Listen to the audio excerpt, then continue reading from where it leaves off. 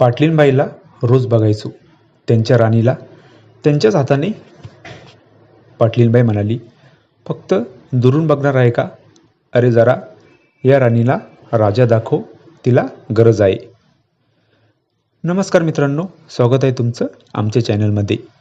तुम्ही जर अजून आमचं चॅनल सबस्क्राईब केलं नसेल तर प्लीज चॅनलला सबस्क्राईब नक्की करा.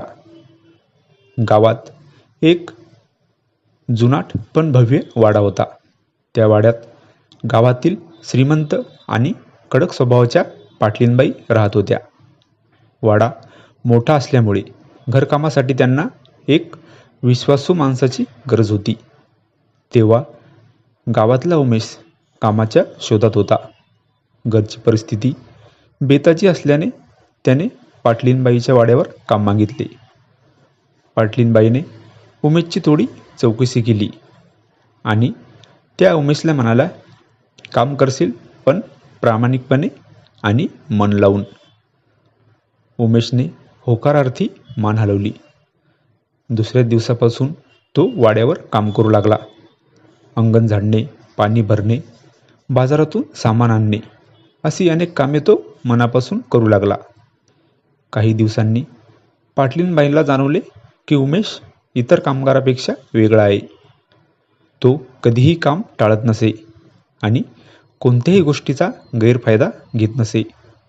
मन लावून तो काम करायचा.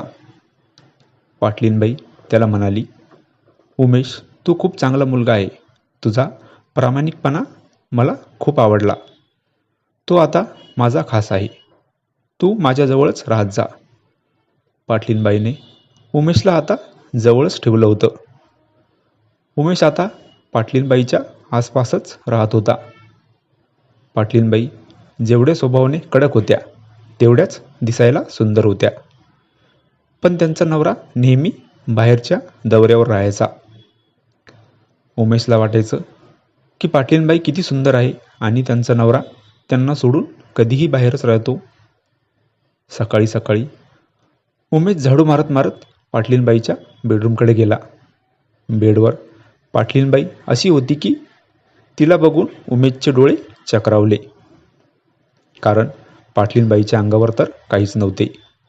पाटलीनबाईला उमेशने पहिल्यांदा असं बघितलं होतं आणि थोड्या वेळाने पाटलीनबाई तर राणीला त्यांच्याच हाताने. उमेश काय बघतो त्याला त्याच्या डोळ्यावर विश्वास बसेना.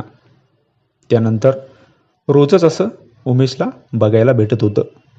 उमेश अर्धा तास फक्त पाटलीनबाईला बघत राहायचा. एक दिवस तर पाटलीनबाईने उमेशला आवाज दिला आणि म्हणाली, उमेश, तू फक्त बघत राहणार आहे का?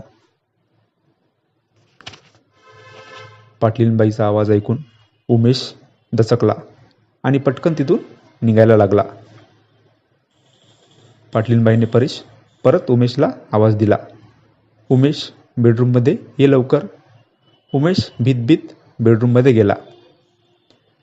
तो मान खाली करून पाटलीनबाई समोर उभा राहिला.